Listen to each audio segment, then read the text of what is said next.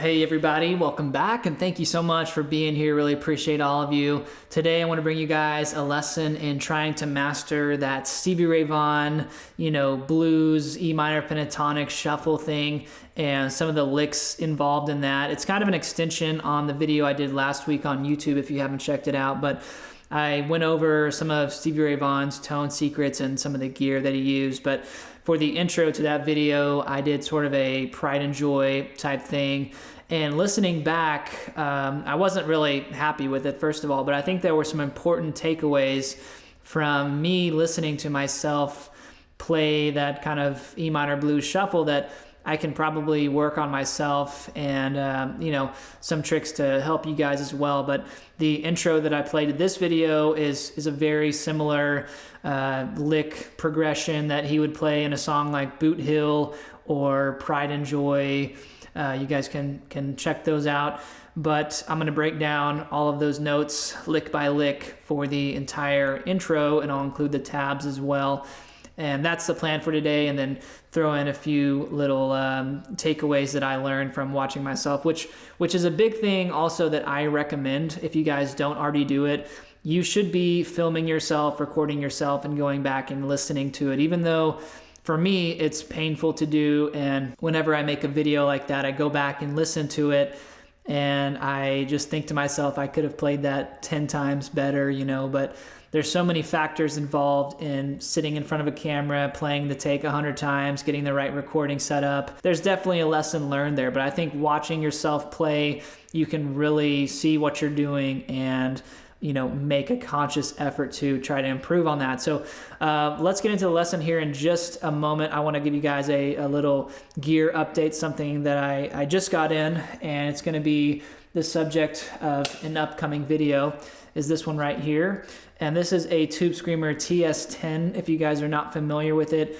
Ibanez came out with the 808 in 79, 80. They came out with the TS9 in about 82, 83.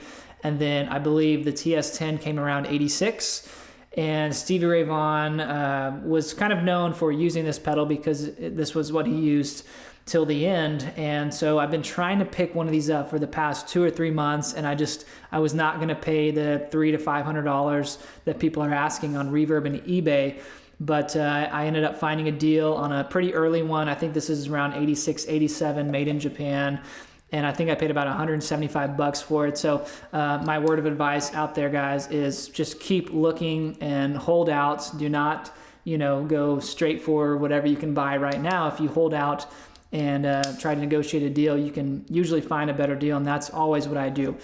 But it's a really great sounding pedal. It does have a few circuit changes from the TS9 and TS808, which are basically the same pedal. And I'm going to do an upcoming video on this one because John Mayer is also known to use the TS10, and I think I can kind of hear that sound maybe on some of his records or songs. So it'll be pretty interesting. But this is now my new main overdrive.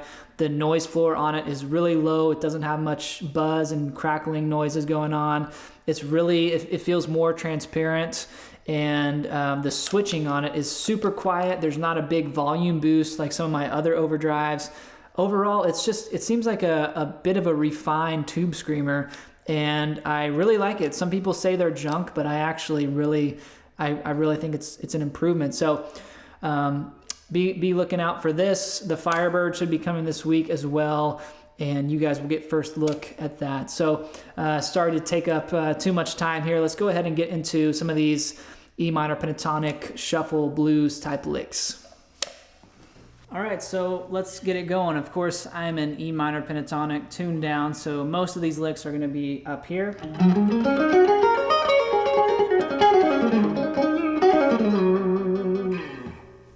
for a lot of these E blues shuffle songs, I hear Stevie using this middle pickup a lot, so that's what I used at the intro, and I thought it really replicated that kind of blues shuffle sound that he would use a lot.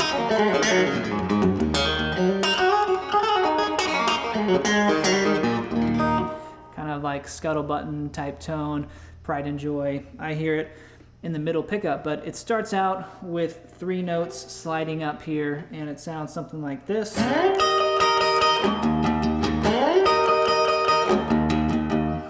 And essentially, it's just like a variation of some kind of E chord. It's basically the bottom half of an E chord if you look at it like that.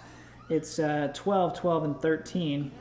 So this would be an E chord barred at the 12th fret, but it's the top half of that. And I bar it with the first finger here and the second finger on the 13th of the G.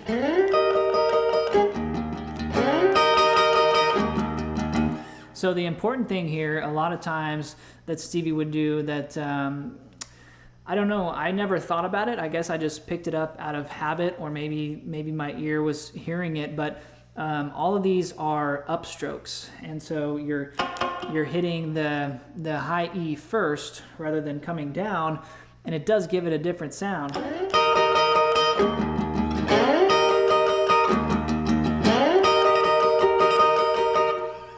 He would do that a lot, actually.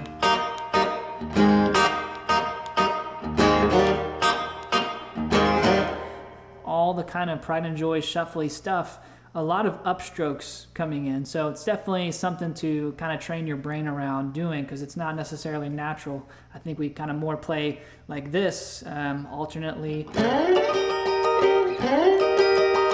It doesn't sound exactly the same.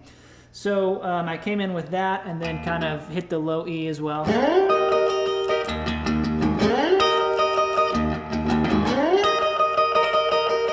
And then we're coming into the licks here that would come over the, say, 4 chord when it's coming to the A.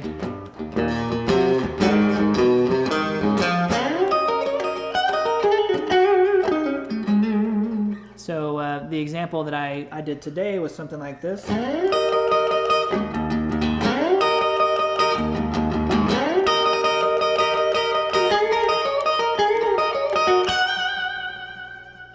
Very Stevie sounding lick. It's basically bending a half step, the 14th fret of the G, and then 12, 12.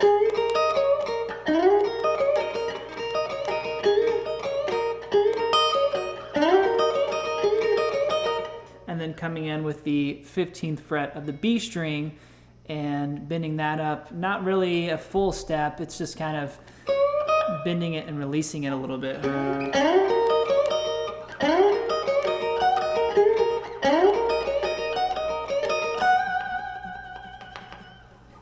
And then kind of alternating, you'll have to just kind of listen to how I'm alternating these quick little bends and pull-offs.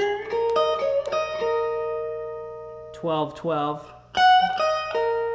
and then bending the high E string, 15th fret. Coming back to bend the 15th fret of the B string there. You hear I'm alternating when I'm picking these 12, 12 frets on the B and E, and it's all done with just barring with the first finger there, so you don't really have to move anything. And then this is a really cool vibrato thing that Stevie would do a lot, and I kind of use this too occasionally, but hitting that 15th fret of the E string and just really stinging it.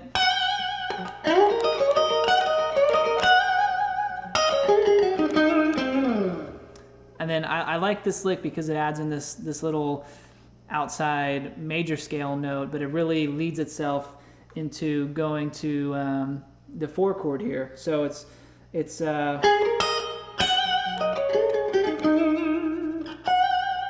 after you sting that note, 12, and then 15 of the B, and then kind of barring or playing these together.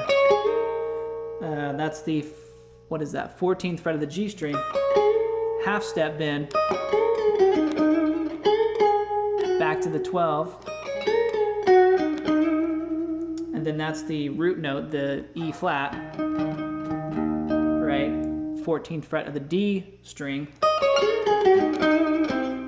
and then this note, which is a C sharp, it's in the E major scale,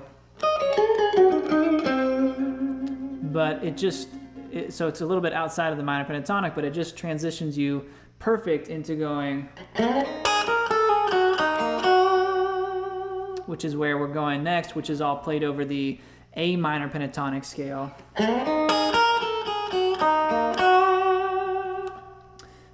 Again, it's kind of the same positioning, but played over the first position of A minor pentatonic.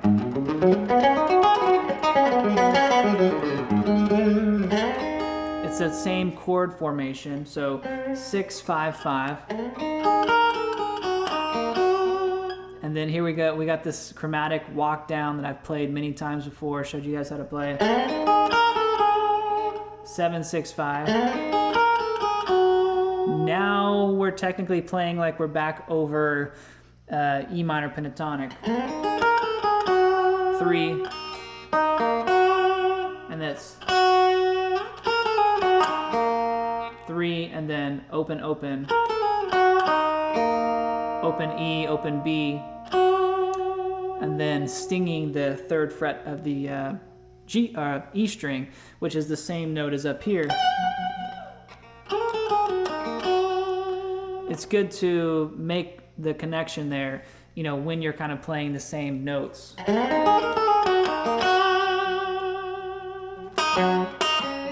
Open E to the 3rd fret of the B string.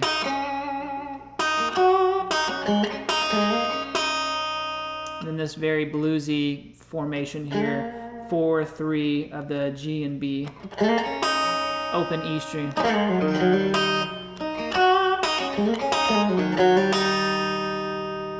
Sliding it back.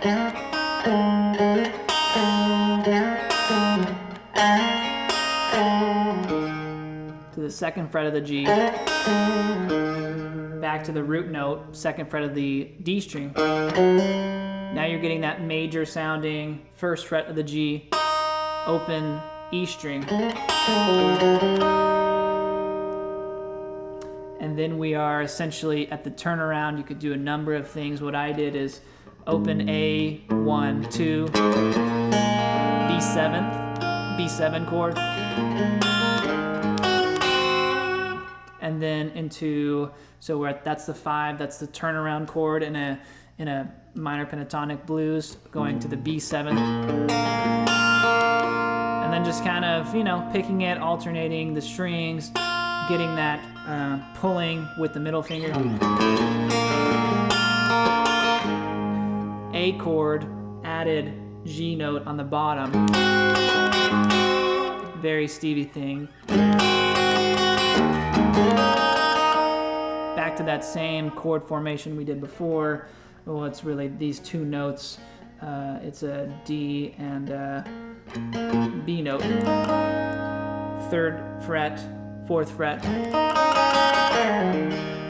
It's the same little lick I just taught you. So let me go ahead and play this for you again here.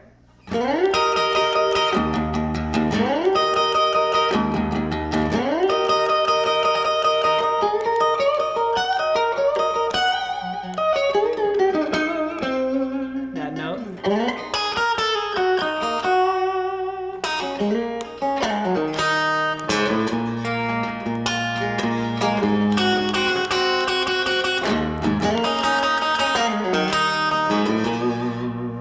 Resolves finally back at the B 7th chord, and then the progression would start over and you'd be back. And then,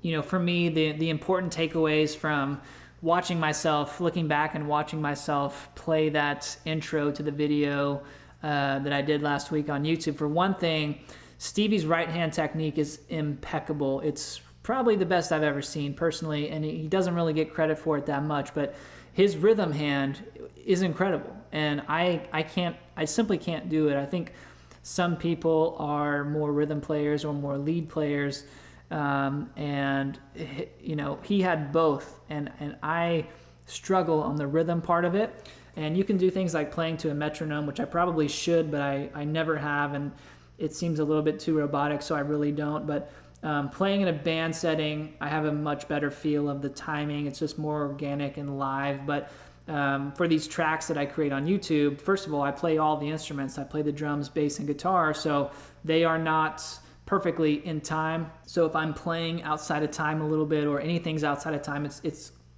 going to get jumbled up, but playing to a click track is a good starting point, or a metronome or whatever, and trying to train your right hand. Listening to heavy rhythm songs, like if we're talking about Stevie Ray Vaughan, it's Pride and Joy,